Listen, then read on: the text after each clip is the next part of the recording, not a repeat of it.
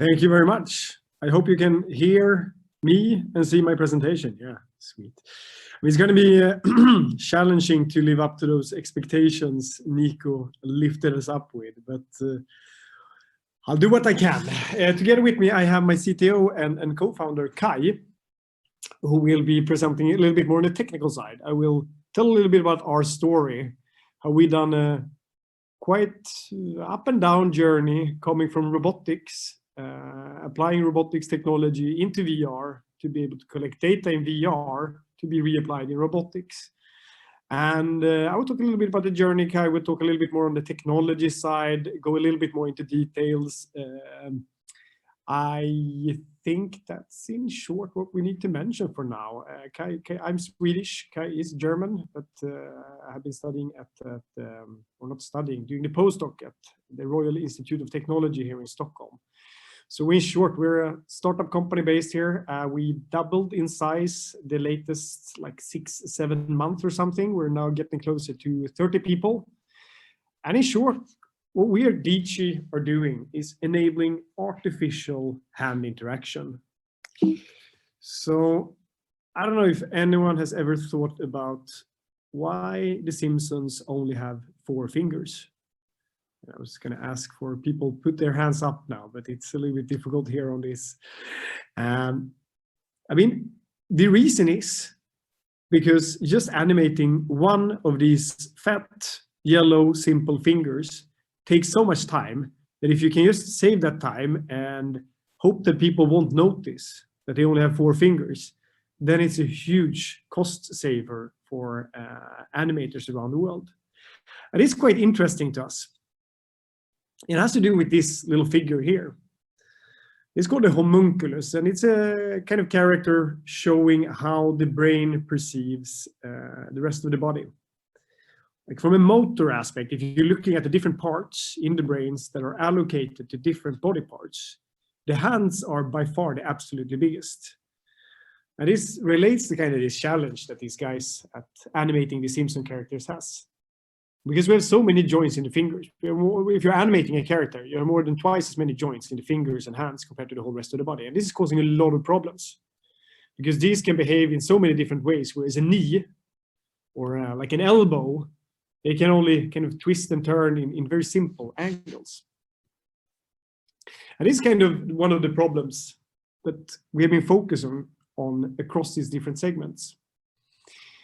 It is a problem regardless when you're going to work with an artificial hand. If you have 3D animations and games, we see this being a problem. I don't know if you ever thought about kind of shoot 'em up kind of games where your hand looks like it's glued to a gun, and as soon as you're trying to open a door, it just magically opens. You never really see the hand going out and like picking the door handle from the right angle based on where you're standing. That's because this is such a challenging problem.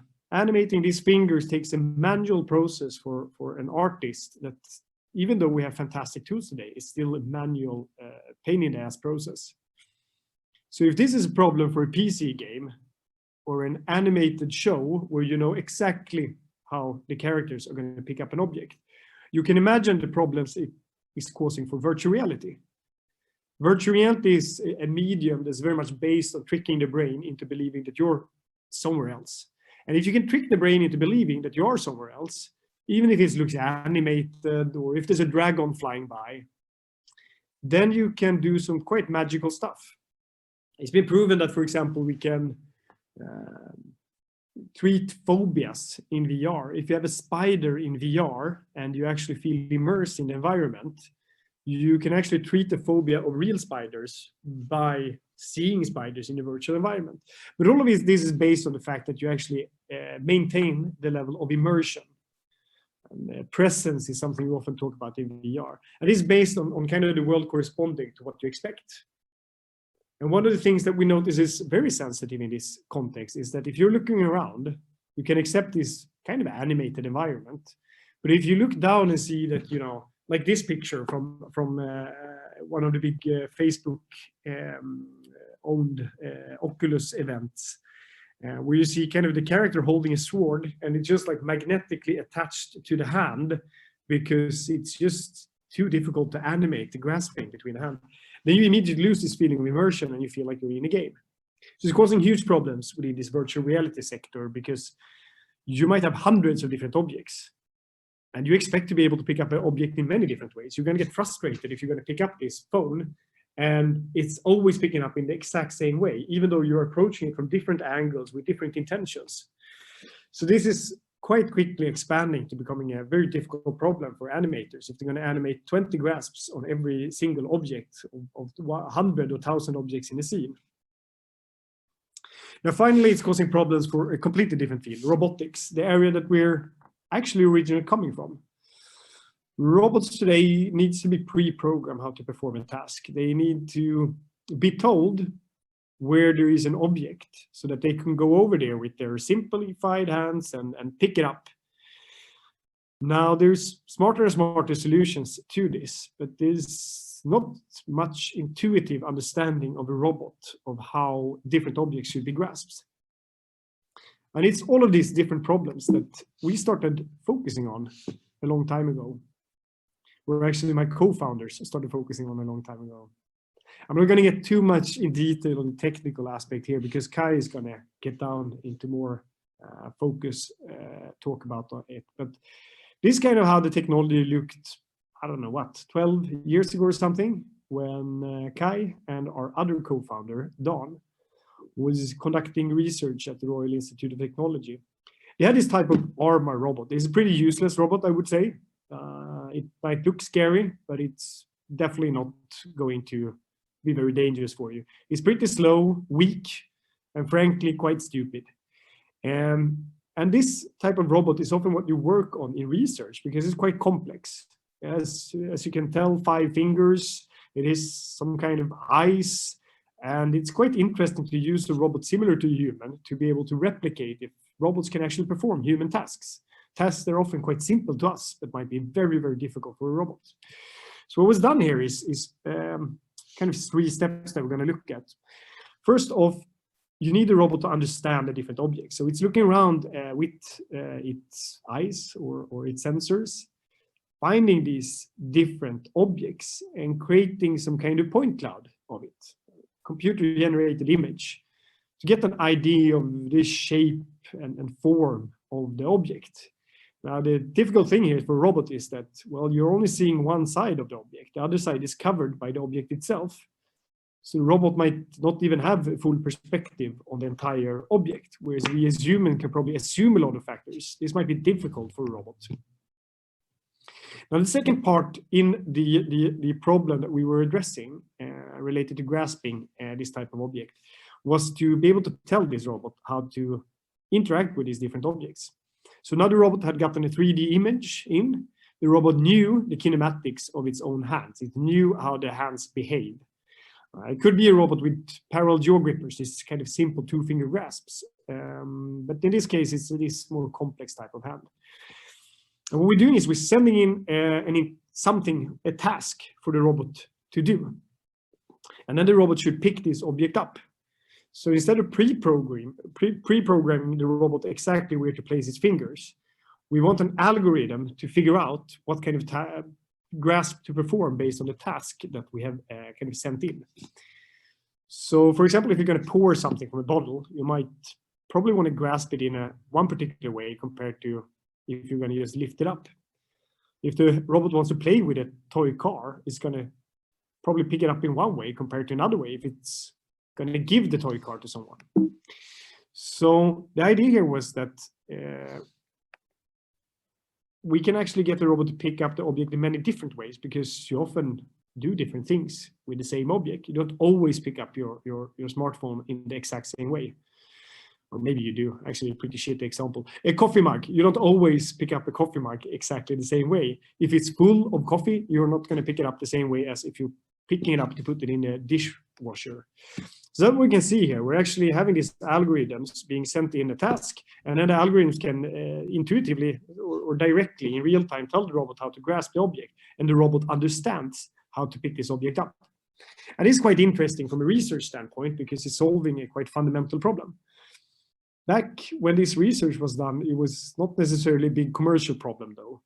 I mean, back then, 70% of all robots were in the automotive industry doing repetitive tasks over and over and over again. It wasn't really a big problem if you had to pre-program a robot for a couple of weeks to perform a task, because they're going to stand there and do the same thing over and over again. But we see a future where we see more and more flexible robots needed. They don't necessarily need 5 fingers as a human.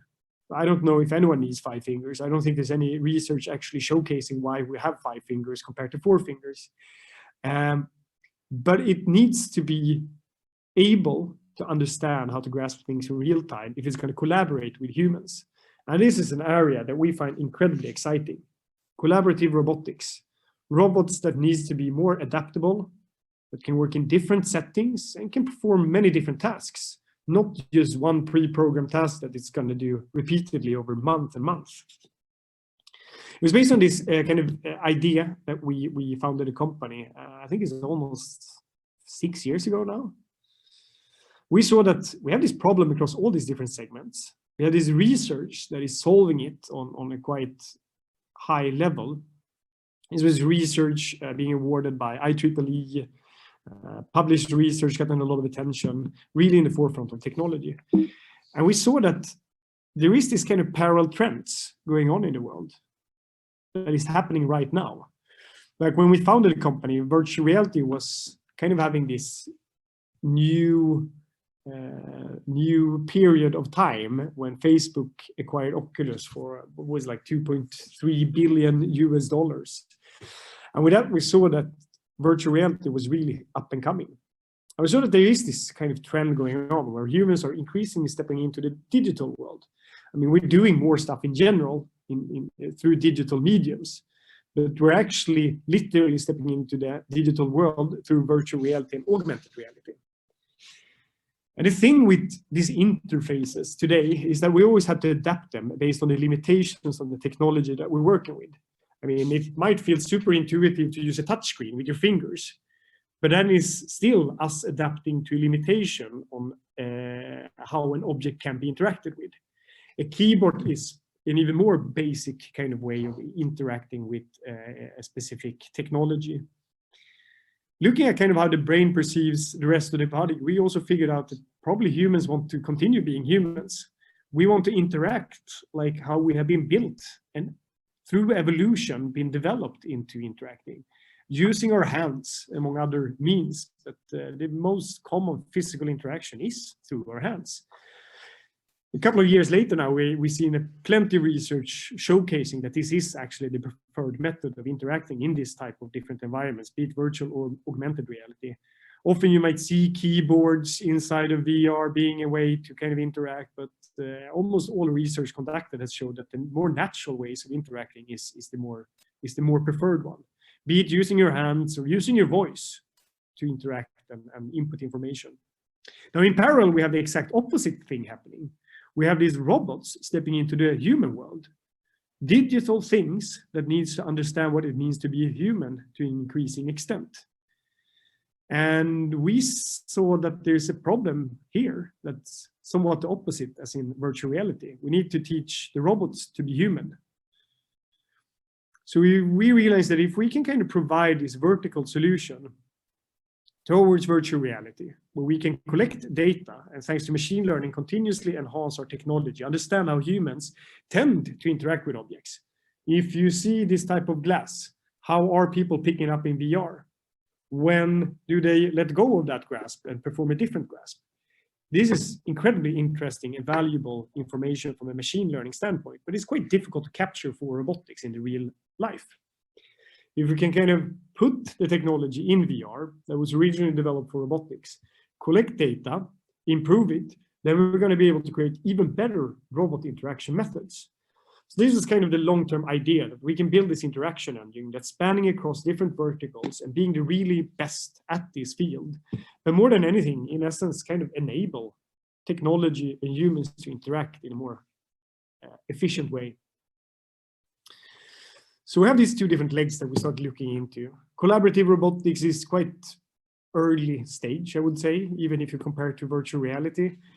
But one of our first commercial implementations was together with a big robotics company, ABB And in essence, they had this challenge to get these collaborative robots, this Yumi robot, as it's called. It's designed to work next to humans. It has these different joints where there's no risk of getting injured. It's not strong enough to really hurt anyone. And it's relatively easy to program. But the challenge that they had for this particular use case, getting a robot to work in a sterile technician unit in hospitals, to pick up surgical tools to inspect if they are clean. This is a very manual task done by humans today. I was limited because it took like 1 to 2 weeks for a robot programmer to tell the robot how to pick up one of these objects. And there's hundreds of different objects out there, and they need to be grasped in many different ways.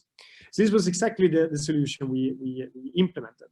We got the 3D image of the object, preloaded in, the robot identified the object, and then we can tell the robot exactly how to pick up this object. So you can load in thousands of different objects, and we will immediately be able to tell the robot how to pick it up, making the whole process much easier. Now, they got excited about this at ABB because they were saying like, okay, can you do this for other things apart from surgical instruments? And we said, yeah, we can do it for anything as long as we have a 3D model.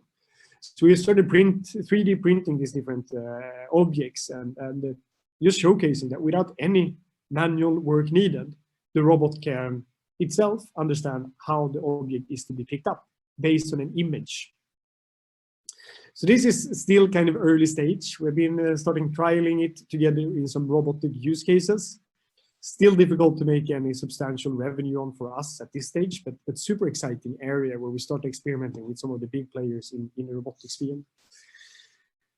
But it's interesting to see kind of the bridge towards virtual reality, because it seems like two fundamentally different technologies, right? Robotics and virtual reality, it's completely opposite things.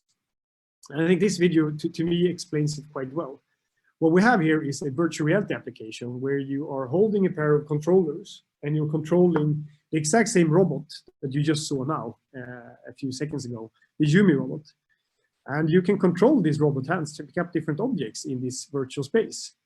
And the technology is kind of understanding how these different grasps are to be performed with these, very simple parallel jaw grippers. But we were in essence saying that, okay, in a virtual reality setting, you probably don't want to control a simple robot gripper. What's really the point of that? In virtual reality, you want to see your own hands and interact freely with them. And the interesting thing here is that we can just input another hand kinematic. And suddenly what you see here is that you can use regular 3D animated hands to pick up objects just as you would for the robot. And this kind of was the first starting point of our first really commercial product. Early on, we started looking at virtual reality as selling our technology as an SDK, kind of selling it to game developers to make it easy to set up realistic interaction in their games. Back then, interaction kind of looked like this. It looked like shit. You tried to pick up objects and it just looked like stuff was flying around attached to your hands with magic or glue or I don't know what. So this is actually literally the first implementation we did. What we did here was kind of just implement the technology, and you could use the 3D model hands that we had in the environment, control it with this type of VR controllers, and just load in thousands of different objects, and you can freely pick them up and interact with them. So it's kind of the starting area in VR. Fast forwarding, 3-4 years onwards, we didn't really see the VR boom that a lot of people were hoping. Everyone was expecting everyone to have a VR headset in their homes, their grandmas to be re-experiencing their childhood youth in VR. Kids running around, learning about the moon, on the moon. This didn't really happen. It's on a good path right now, but it's been going slower than a lot of people expected. To us, this meant that probably it's not game applications where we're going to start applying it. We rather want to apply it in a field where we actually see that virtual reality is being used today on the larger scale to solve real problems. One of the first areas we discovered was within training. To learn a practical task is a very difficult thing in a lot of industries because you need to practice on a machine that might be dangerous. During COVID, you might have to practice in a hospital environment, but it's lockdown, so you can't have students coming to a hospital. So there's all these challenges with people, new students or people getting reskilling or whatever might be the case. They can't really access the practical environment to actually do the training, while we've seen that if you want to learn a practical task, you need to actually practice and train it. There's very few people who are able to learn something from just reading about it or watching a video. So we saw that when someone is using our hand interaction technology to be able to grasp things realistically, we saw that people actually remember more than 50% more from what they was training on in the actual VR application. And in this research that was published, the hypothesis was that, well, if I see objects magically sticking to my hands or jumping into a predefined position, my brain is not experiencing it as immersive or as presence. It doesn't feel like I am training myself. It feels like I'm training an avatar that I'm controlling, but I don't do the connections in my brain that it feels like I'm actually doing the training and learning myself. So we started looking into this field, and this is actually one of our first product areas now, to solve the capability gap in the industry. I'm not going to get, maybe you can ask questions if you're super interested in the business case side of things. I'm going to fast forward a little bit here, but in short, it is this huge problem they have in the industry, where people walk next to someone when they are a new starter for 1.5 years before they can conduct training. It's a huge problem when you have a baby boomer generation going into retirement. One of our clients has 20% of their entire workforce is going into retirement in the coming 4 years to be replaced by kids that stay on average 5 years. Well, if you do the math and realize that, okay, if every new person is going to work and be unproductive for 1.5 years, well, then it's going to be a quite difficult business case to get together. So, I mean, virtual reality has been proven to work. Apart from our technology improving the actual VR training, it's been proven to work for training purposes. We've seen that virtual reality has been proven to reduce time spent in training with almost 50%, among much else.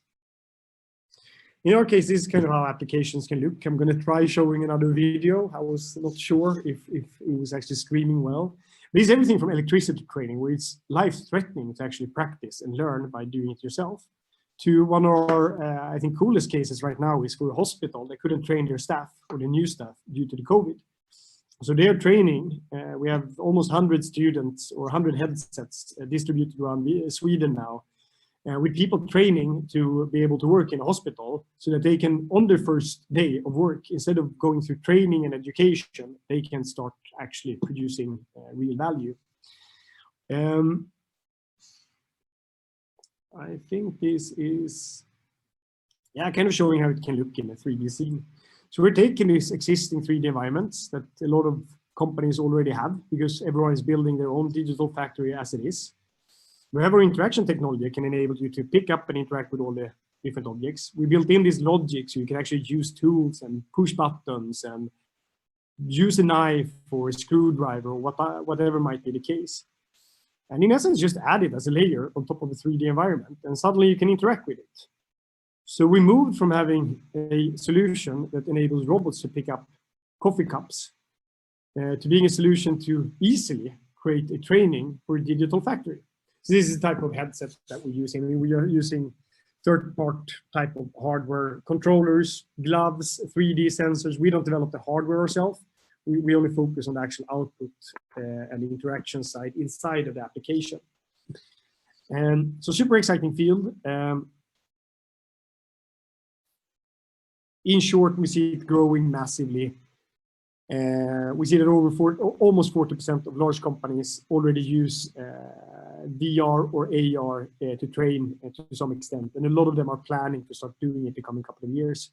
We have started getting our first big international clients in these segments, ranging from Siemens to Saab, Saint-Gobain, Scania, among others. Maybe worth mentioning, we just raised almost 2.5 million euros to now start accelerating our first product towards interactive VR training. Some of the money is still going to be allocated towards the kind of development across the robotics segment and other segments as well. But the main first and foremost, the first product we're deploying is within VR training. For us, this makes sense. We can start making money on it now. We can get a lot of users that start using our technology and can help us collect more data to continuously improve the interaction engine. So people using it to practice in a factory setting will teach a robot to perhaps, and don't tell this to the factory workers because then they're going to get pissed off, but they might be training the robots that in some future might be replacing them. And so it all kind of sticks together. And then, of course, these guys will be reskilled to take care of the robots, and they will use VR to train on how to maintenance on the robots. And then that will teach the robots, so the robots can do maintenance on, you see, it's all going to spin around for all eternity. And we see that kind of virtual reality, there's a lot of investments going on across a lot of sectors. We are focusing on the training side at the moment, but we've seen that the healthcare sector is one of the exciting ones as well. Just very quickly going to mention one of the cases that I think is pretty cool, where our technology has started being applied, is for stroke rehabilitation. Completely different from VR training, but still very much hand grasping, interaction focused. So in essence, the problem we have for a stroke patient is that they have really boring tasks to do rehabilitation. The stroke patient can't necessarily move their hands to a great extent. A lot of them have disabilities that limits the usage of many different limbs, but in particular, it's difficult to use hand movement and arm movement. So today they go to a rehabilitation center and then they sit and pick up rubber balls or doing really boring, uninteresting games over and over because they need to rebuild the plasticity inside of the brain. It's not a muscle problem, it is a brain problem. You need to perform the task over and over again to kind of get the connections back in the brain. So theoretically, you could do this in VR in a much more fun way. You can create games where you're doing interesting things, and you can do it from your home where the sensors are controlling that you're not doing the tasks by compensating movement and not doing them properly. What we discovered, though, is that a VR patient who can only move their hand a little bit will have difficulties getting a relevant training experience, because are they only going to be able to do a game where you can pick up a large enough rubber ball? Well, that's a pretty boring, quite boring rehabilitation task, I would say. And we also discovered that there's actual research showcasing that if someone can only move their hand a little bit, and they can see a representation of their hand that's being visualized to move much more, then there's something called visual amplification that can enhance the effect of the rehabilitation. So if I'm trying to pick up something and I see a hand being able to pick it up, then continuously perform this training with this amplified movement is actually regaining the ability for me to perform the tasks much, much faster. So this was one of the cases where our technology could predict what you're trying to do and visualize it, even though that, as you can see here, someone is using a sensor, they have very limited movement. What the person is actually seeing in VR is their hand actually successfully grasping and performing these exercises. We also kind of customized it so that you just measure the amount of mobility that you have as a patient. So it's just compensating just enough and always making it a little bit more difficult. Super exciting area, but healthcare industry is quite slow moving. Been difficult for us to really find kind of this market traction just yet. Started experimenting with some partners in this field, but also one of these fields where we see that, okay, VR training, we can start making money and getting traction on today. Stroke rehabilitation, everyone in the field thinks it's super exciting, but there's not really an ecosystem or infrastructure where we can actually start generating revenue yet in a while. So it's also one of these kind of R&D areas where we are going to continue putting some effort. Our technology is going to continue being enhanced on the interaction side, and long term, hopefully we will be ready to kind of accelerate when we see that the market is kind of accelerating a little bit. So that was what I wanted to mention in terms of how we're using our technology in different fields. And I think my dear friend Kai is going to kidnap the screen now to talk a little bit more on the technology side. I don't know. I think I've taken quite a lot of time. So I guess you, Kai, will have to adapt. Yeah, I will try to take over the screen. Let's see if it works.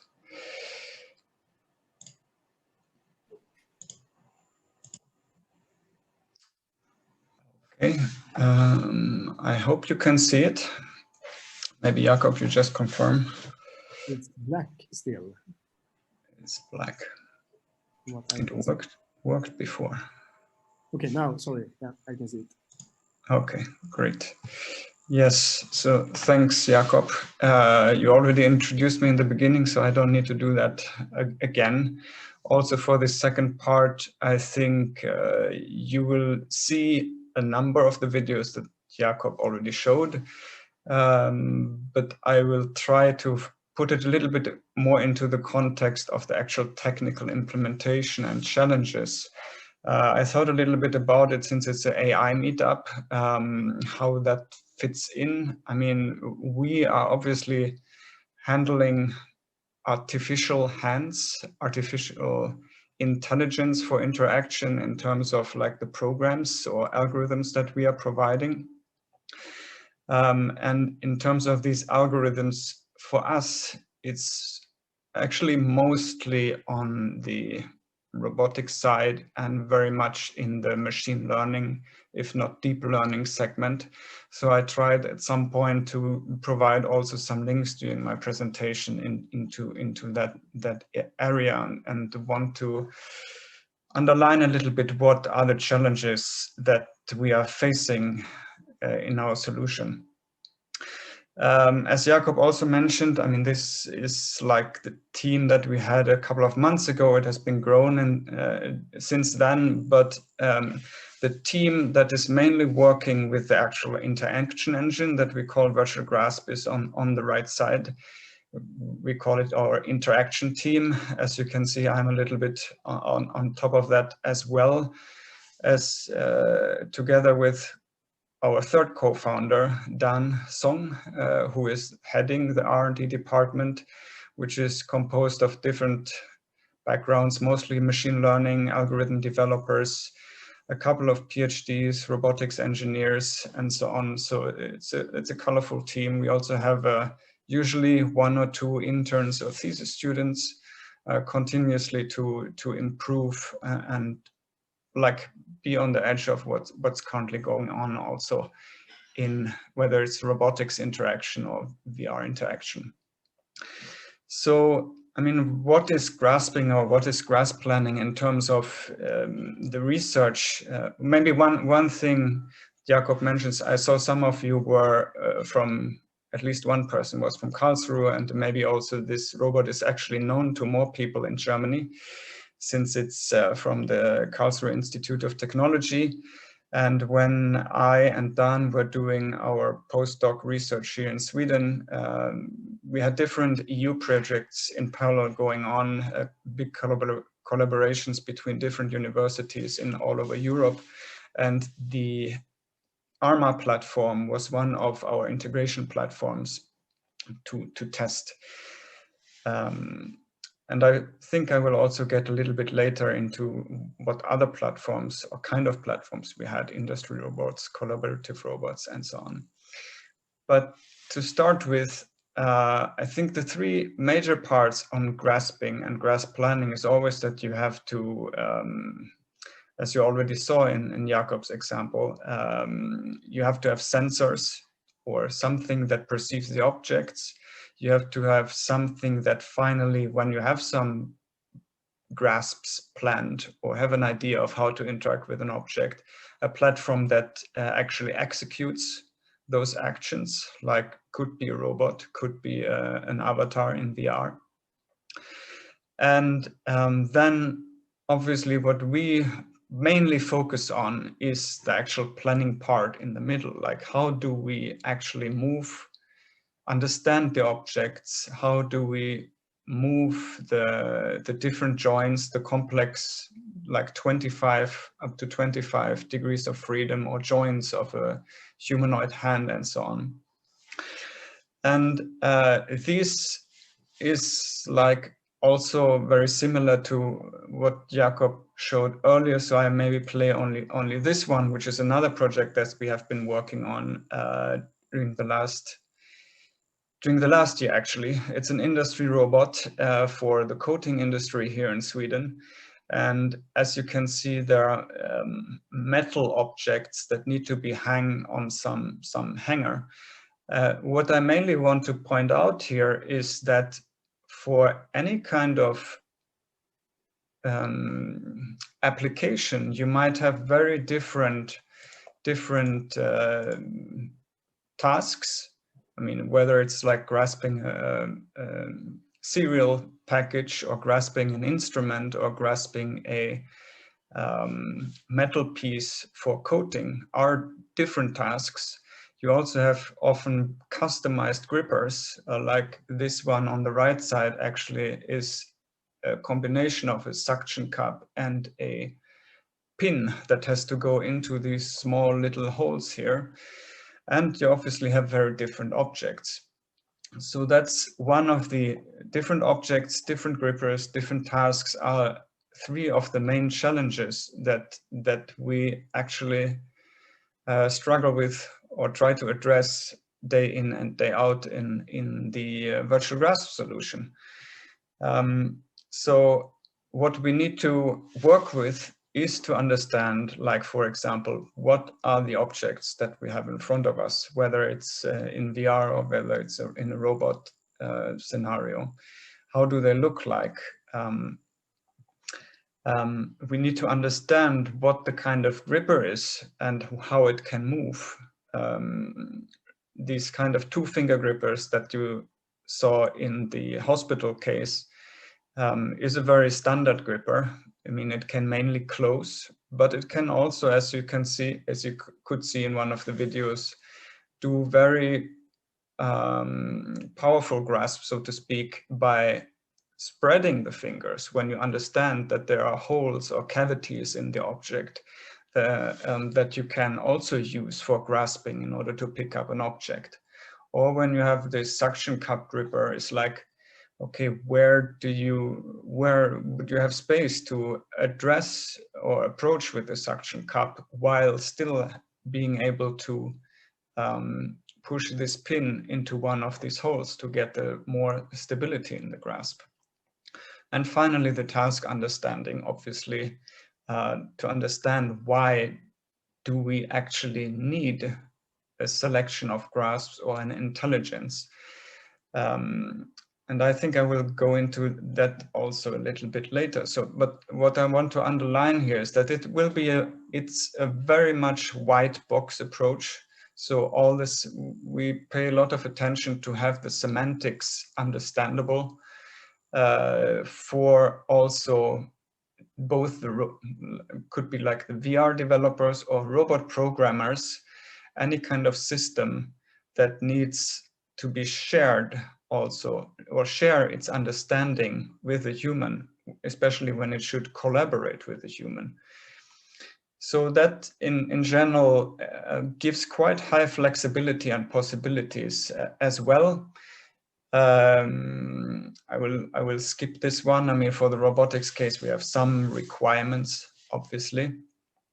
But I think for those of you who are a little bit into the deep learning or robotics segments and maybe know a little bit about grasping as well, the obvious question is always, so how is that different from bin picking?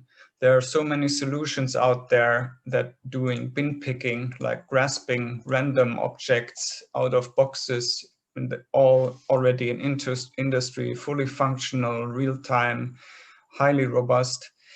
It's just that those systems often are really using very simplistic grippers. And the only task they have is to pick something up and put it somewhere. While, so that's the only task. They have no understanding of why you're actually picking something up for a higher purpose, so to speak. I mean, as we had in our examples on the top line, I mean, our research was obviously about taking different tasks into account. But in the hospital example, for example, the idea was inspection of surgery instruments. So after you pick something up, you show the object after it has come through a cleaning system to a camera that tries to understand if it's really clean, if there is still like blood on it or some other things. And in order to do that successfully, you need to know, like, for example, when you have scissors that come from the surgery and you know where like the places, the nudges where you can find those dirts, then obviously you don't want to grasp there so that you fully block these regions. The same kind of thing is for the top right example with the hanging. I mean, those pieces, as you can see, were supposed to be the holes actually are originally supposed to be used to hook it up on this frame. So you can't grasp in a hole that is actually supposed to be used for hanging. So it's always about this task that differs, this kind of system that we provide very much from Binpicking systems, where it's mostly about industry picking. And I also mentioned that Binpicking systems are often based on deep learning. This video is probably from the most famous or popular, the Dexnet approach by Berkeley University. And what you have there is usually that you directly connect sensor input, like the images that you can, the computer vision, the camera images that you see on the top here, which might be 2D or 2.5D depth cameras. You directly connect the input or the pixel to an actuator output. So you try to grasp it. You have a deep learning system that over time, from a lot of trials, learns like what is a robust grasp in terms of, in this case, with the left hand actually is a suction cup device. The right hand is a parallel jaw gripper. So that's mainly what you learn. But then it's like a black box approach, opposed to what I mentioned before, because you, as a human or as a robot, you don't really have an understanding what's going on. You have no semantics of the object. You have no understanding of like the gripper. Also, when you actually use or when you want to change something on the gripper design, which is very often actually a problem or one of the biggest tasks in any kind of robotics industry project, is that the grippers are particularly designed for the tasks, and it always needs a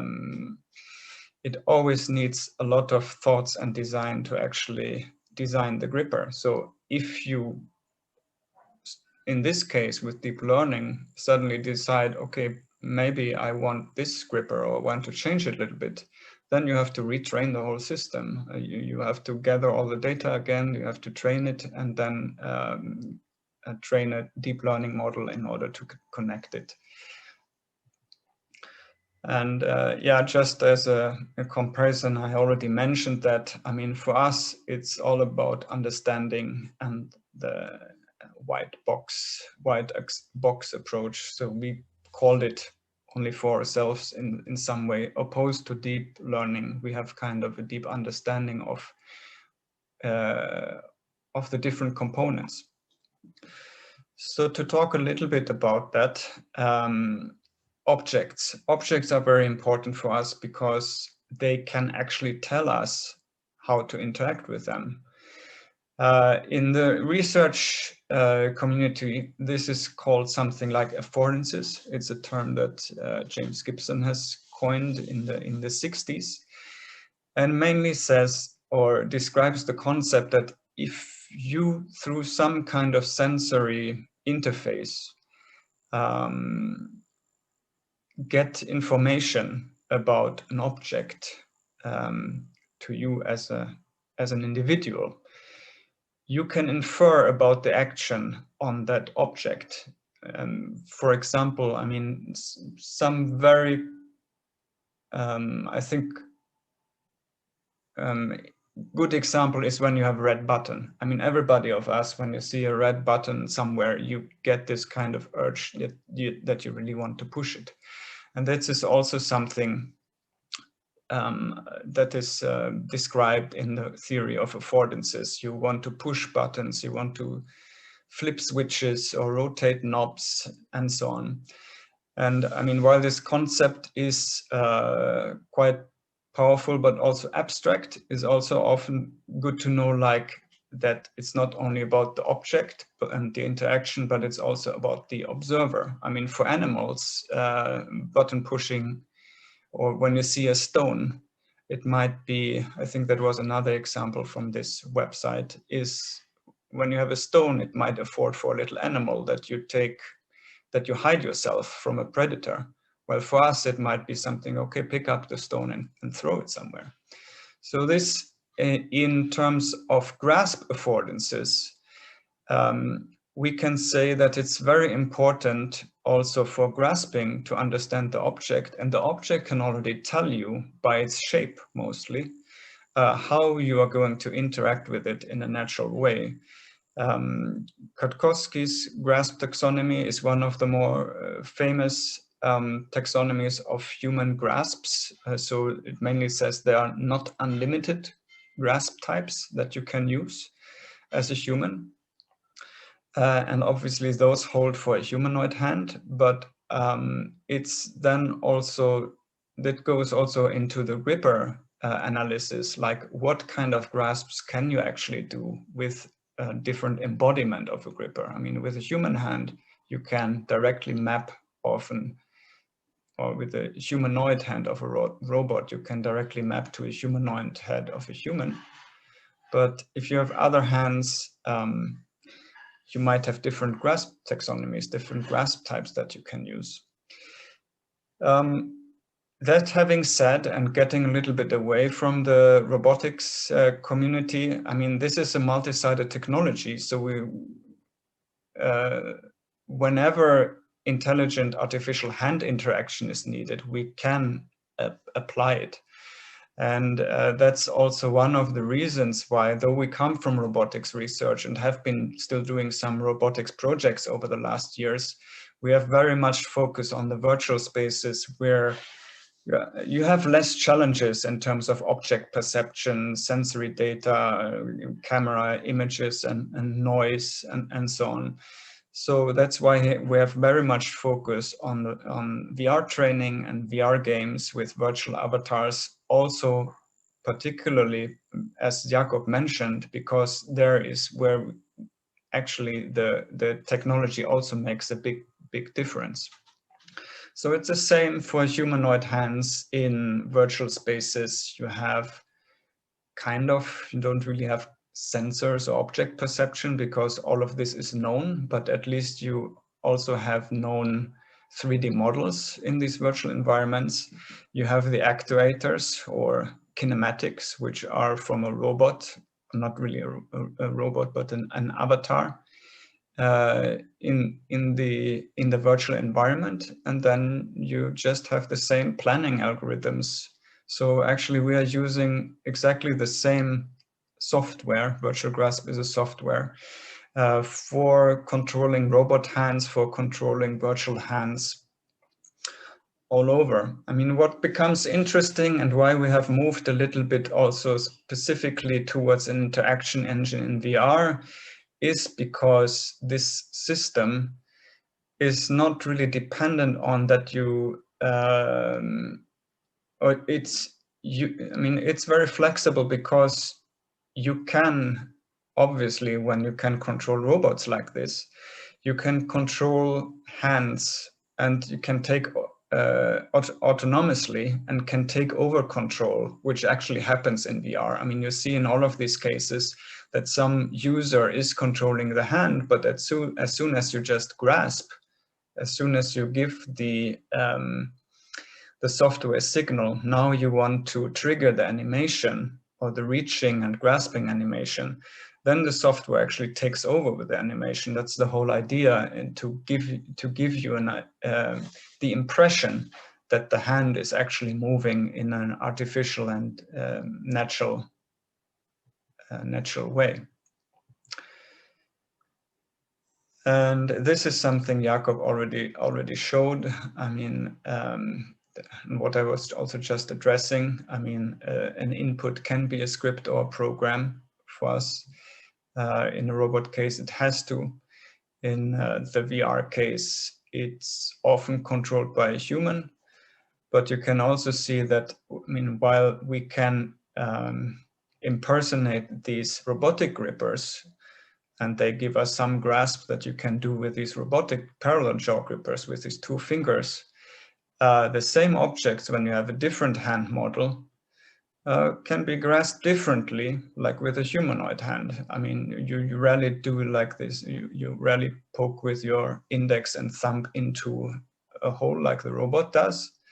But that's all something that the algorithms understand. And this is, I mean, this is mainly how it looks like. Jakob showed that as well. But just to show you in action about how these different grasp interactions in VR could look like and how they are applied for us in VR training, for assembly training, for emergency training, whenever you have some complex steps in terms of button pushing, rotating, switching flips, using GUI elements, virtual user interfaces, and so on. So this is like how the interaction engine for VR has developed, and always in very close relation to be, how do you say? I mean, when we do something for one case, we noticed, for example, for the VR training segment, we notice at some point that this is very useful and powerful for another segment as well, like robotics or rehabilitation and such thing. And which just makes sense, because in the end, it's all about interaction, and it doesn't really matter like for which purpose you're doing like this, or in which space. So that's how I would close up my part of the presentation, and giving back to the organizers.